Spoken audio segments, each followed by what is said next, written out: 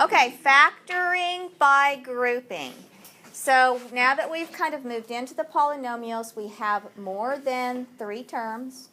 Okay? So when we have 4 terms, we can use this method. Okay, so let's take a look. Okay, your steps for grouping. Your polynomial must have 4 terms.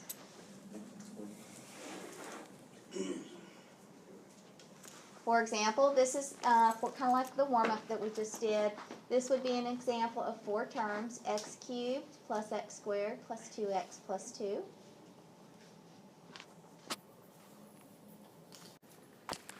So what we will do is we'll kind of split them up. Okay? We're going to split them up, and we'll factor the first 2 terms together, and then we'll factor the second 2 terms together. The method that we will use is our greatest common factor. The method that we will use is our greatest common factor.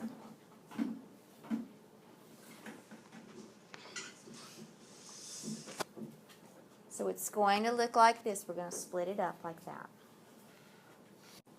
So if I'm looking at the x cubed plus the x squared only, right? We're just only looking at those 2 terms.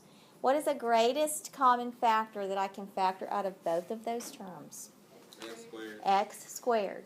So that's what we're going to do. So let's factor out the x squared. Change color over here. So if I factor out an x squared, that would leave me with what? X cubed divided by x squared would leave me with x. And then x squared divided by x squared, yes, plus 1. Okay? Plus. Now, let's come over to our last 2. You have a 2x plus 2. What's the greatest common factor we can take out of that? So let's do that. That would leave us with x plus 1. Interesting. Now what do you see? They both have an x plus 1. They both have that x plus 1. So could we consider that to be a greatest common factor? Yes. Yes, we certainly can. Yeah. So let's take that out.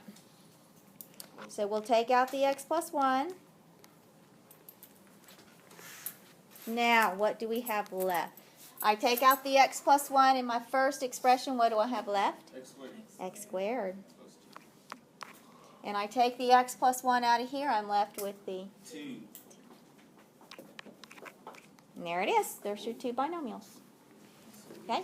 So that's grouping. That's grouping. That's what we do when we have 4 terms. I don't think there is. Okay, so let's try it.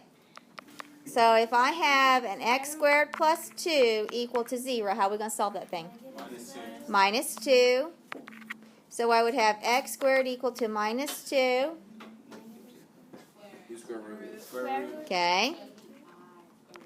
So those would come back as x plus or minus.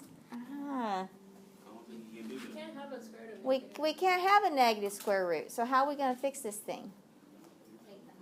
We're going to split it up. Remember, this is a combination of the negative 1 times the 2. And our negative 1 becomes what? I.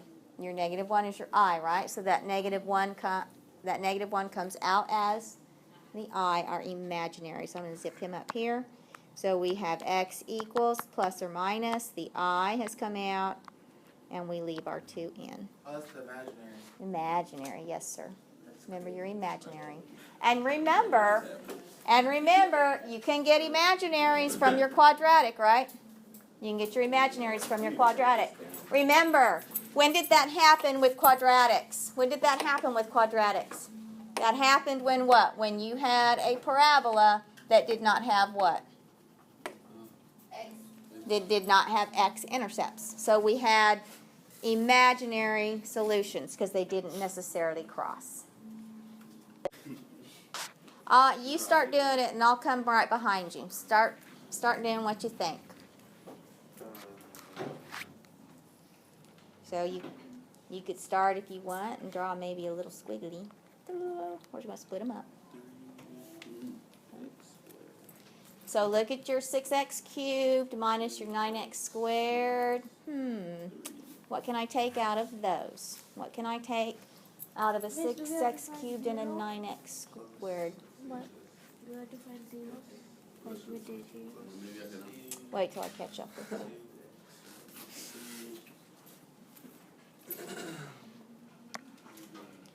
Would that possibly have been a 3x squared, maybe? Yeah. Okay. What were you left with? 2x minus 9. You what? 2x minus 9. I mean minus 3. Okay. It's okay. 4x minus 6. 4x minus, okay. What's that leave you in? 2x minus 3. Oh, interesting. So now what? Now what are you doing? Now you're just combining, you're getting your GCF. And what is our GCF this time? 2x minus 3. Okay.